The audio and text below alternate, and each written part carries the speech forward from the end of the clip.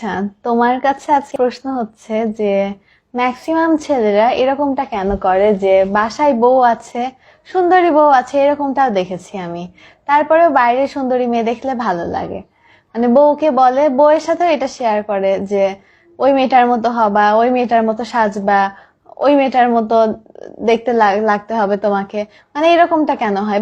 বাড়িতে বউ থাকতেও মানে সুন্দরী মেয়েদের প্রতি আকর্ষণ কেন থাকবে?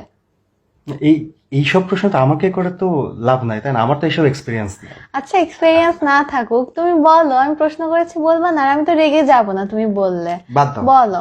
আরে বলো বলো, সমস্যা নেই।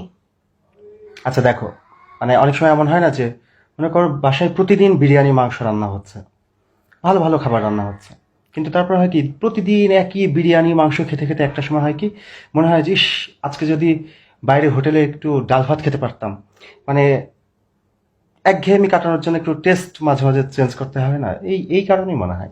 একঘেয়ে না? মানে এখন বাসায় বউ রেখে বাইরে টেস্ট চেঞ্জ করতে যাবা? সুন্দরী মেয়েদের প্রতি এত আকর্ষণ তোমার, আর তোমার নাকি এক্সপেরিয়েন্স নাই। তুমি কিন্তু তুমি কিন্তু পার্সোনাল নিচ্ছ এবং তুমি বলেছো যে রাখবা না। তখন আমার রাগ হচ্ছিল না, এখন আমার রাগ হচ্ছে কি?